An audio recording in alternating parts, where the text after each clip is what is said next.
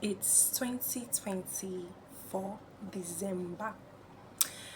Going to 2025, the year is coming to an end, and just like almost everybody else, I have my own New Year resolution, and one of them is to be consistent with my channel, which I have given the name Too Quiet. And with all the tutorials I have watched online, I have been told that you don't care who I am, so don't introduce yourself. But I still want to introduce myself, and I still want to talk about my aim and why I am creating this channel Too Quiet. So Too Quiet is for the girl or boy that hasn't just found his or her place yet.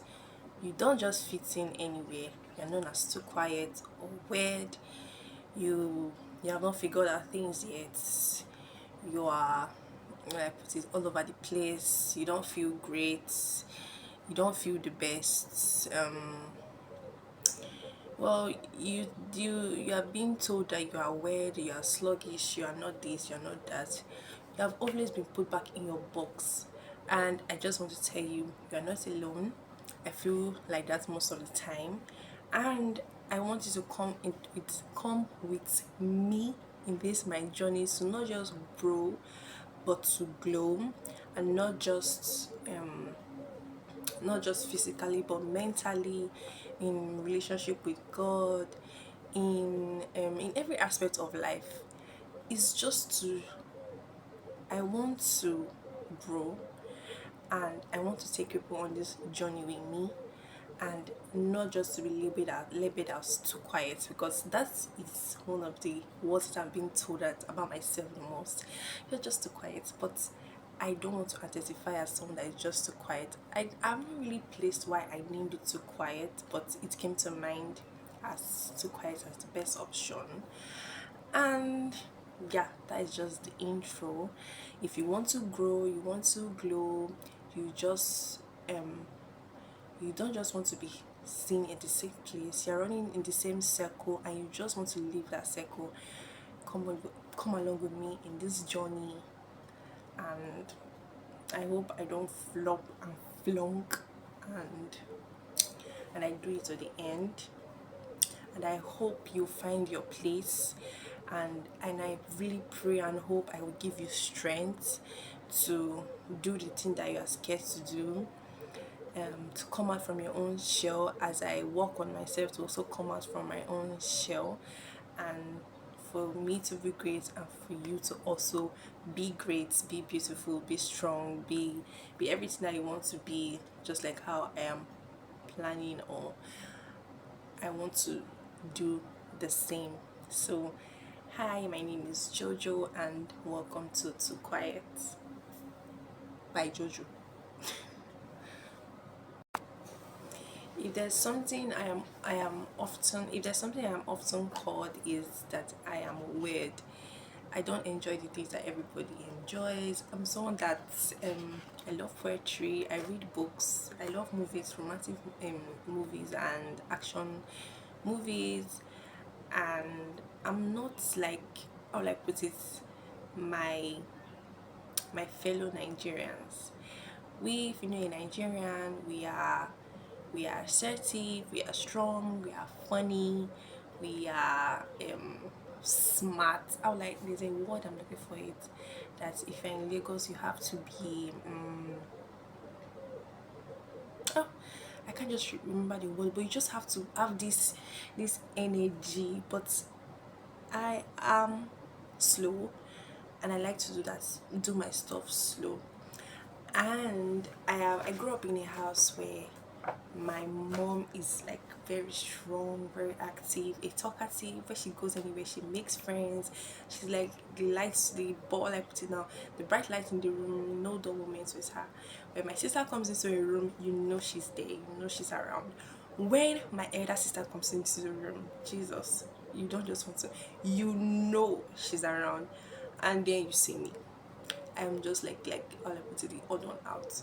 And I really struggled with finding my own place growing up, because I feel like I did not find my own place. I was told words, very hurtful words by people, and then I didn't even stand up for myself. I watched a podcast where they were talking about communication, and one thing stood out to me where she said that communication is not just about, it's not just sorry, the video was about public speaking. So she said public speaking is not just about coming in front of a group of people to talk, but conversations with your friends. There are situations where I have been, in funny ways or in straight ways, I've been told stuff that are not funny and are not nice, but I have not stood up for my sorry, I did not stand up for myself. And that is like part of public speaking, speaking out for yourself, bringing out your own opinion and stuff. And just because I am not like everybody else doesn't mean I am where I am bad. I'm in the process or in the circle of accepting my own word, my own difference, and accepting that I am not like everybody else. I am different, I am special, I am, in fact, I am the bomb, I am the it girl. Yeah. I am very fragile. And when I say fragile, I don't, well, I mean, I get hurt very easily. Words hurt me a lot. Like, it words get to me easily. And that's something I'm working on, to not let words get to me. And I think words getting, I'm reading a book called Buy Yourself Them Flowers. And there's something she said in the book that says that I can't really remember the phrase, but when you are complimented by your friend, oh, um, Ola, you look so nice, or Joojo, you look so nice today, I feel so super, I feel so happy.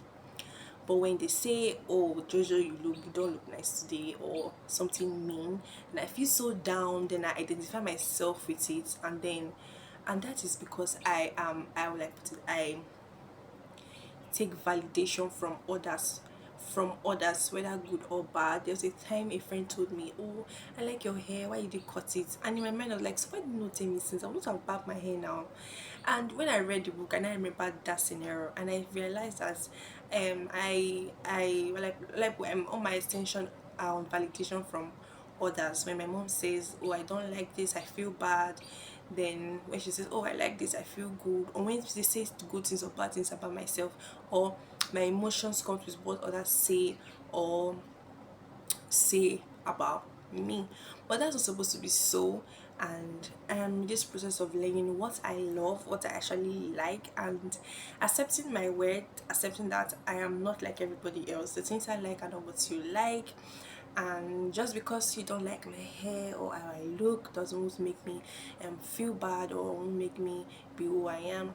I have stayed with someone who constantly says I don't like quiet people, and if you know me, I don't talk a lot except we are like so close. You can say okay, she's introverted. I don't talk a lot except we are so close, but most of the time I just keep to myself, or I don't just talk a lot. And I've said to someone where she's like, I don't like quiet people. They're very weird. They can stab you in the back. They're so sneaky. Snake under the green grass, chameleon, chameleon. And I know there are other people out there who actually think quiet people, they're like very dangerous. They don't say anything, but when they bring the knife out, they're gonna stab you in the back. And I felt bad because I feel, and she's someone that's also very emotional, and if there are times where she complained that, oh, someone said this about me, and she starts to complain, but me, I didn't stand up for myself and say, okay, you that constantly says this is not nice, I stay with you and you constantly say this kind of thing. And she knows the kind of person I am. That's one part of communication. I didn't communicate how I felt or I was feeling about the whole stuff, the whole scenario, the scenario, anyone. So I didn't communicate my own feelings. I just kept it to myself, and I feel that's a conversation I should have had with her when we were still living together, and say, okay, or this thing that you constantly say is not, you should, or she should, I don't know. I can put down sha, but what is I saying again? She have no moved from points, but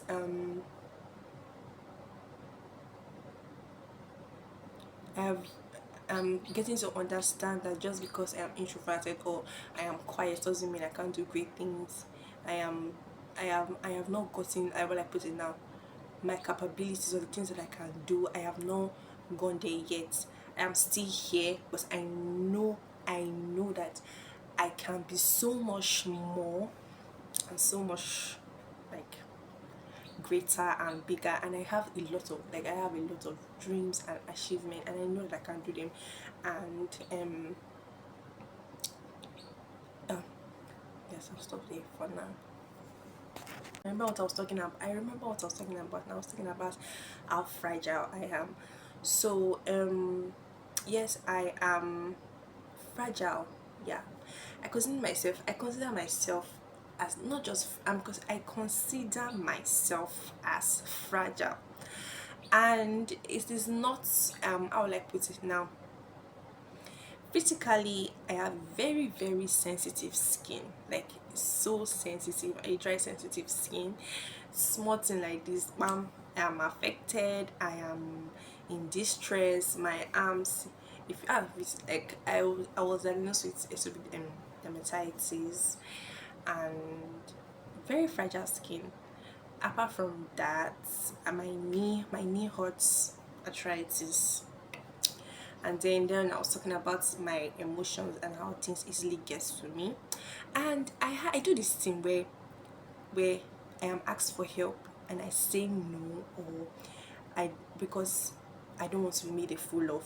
I have this thing where just because I feel that okay, people try to use me just because I'm quiet, I won't say anything. So I just have this mindset of, oh, I'm not going to do this because you think I'm a pushover. But I feel there are times where I should have been kind to someone, but I have not, but I wasn't kind to the person just because of my own insecurities of the fear of being used or manipulated, because oh, this person sees me as quiet, oh, you just want to manipulate me, you won't do this to your other friends, why do you want me to do this for you? There are times where um you see things and you see things where you are being manipulated, but there are times where you're not just being manipulated, your friend just wants your help and you just have to be kind. But I just I did not see it as me just wanting to be kind. I saw it as, oh, I'm about to be manipulated just because they see me as quiet. I'm like, so, and I don't want to be a pushover, so I just draw back and don't think I did not do things that would have been kind or nice for someone else. I don't know if you understand me. So back to being fragile. I'm reading this book. This is not the real book. I photocopied it. I don't want to buy the real one. But there was um I think after this is chapter three. Chapter three where chapter sorry. Chapter three is about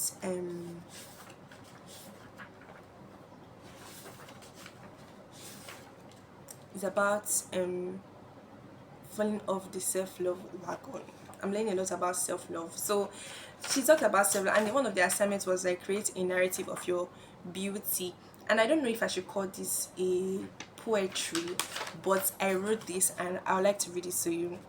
So this is what it's not me. If things start going bad, I tend to think, oh, something must always happen. It's not my skin, it's my leg, it's not my knee, it's my emotions. You know, if it's not my emotions, then it's my schooling. I'm always being one situation or the other. Then I just get so much in my feelings and all of that.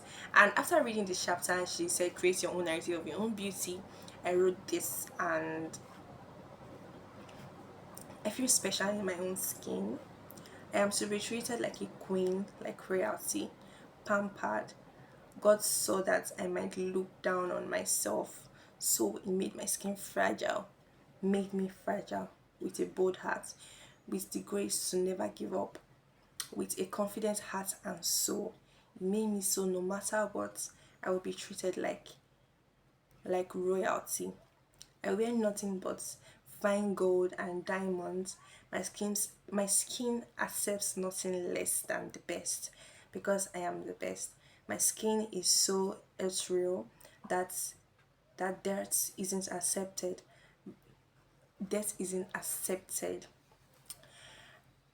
and can't be seen by physical or spiritual death. I am a queen, soft like today bread. Um, my palms are soft, not suited for labor or stress. I am magnificent. And literally, my palms are actually very soft. And also, literally, my skin, even though it's like with stainless steel, I start to itch. And I know that people like me too who can't wear anything other than gold or real diamonds and stuff like that, and that's how my skin is. So instead of me looking at the negative side of it, I started looking at the positive side of I'm a queen. I mean, like what am I wearing gold or what am queen princess that kind of thing, and the skincare things that I have to use are just so it must be superb, it must be special, it must be on point. So yeah, if there's anything you can take from this video is look at the positive side of everything, write it down. I have a lot of goals, and I looked at all of them, and they are not the same. There are different type of goals that I have. They are no, not they have been the same type of goals that I have always had, and I consistently, I consistently don't achieve them. Like, can you imagine? Which means I've been consistently being so comfortable, like my comfort zone. I don't just want to leave. Whether I overlove myself, whether I overlove myself, I don't know. But I'm just so comfortable that I don't have not been making putting enough effort into my goals, and I think right now I really just want to make a very big difference to my goals. I just want to hit it. And one of the mistakes that I think I'm making is not looking at my goals. I just write and just dump it in one place. I need to constantly start looking at them, going through them, working towards them.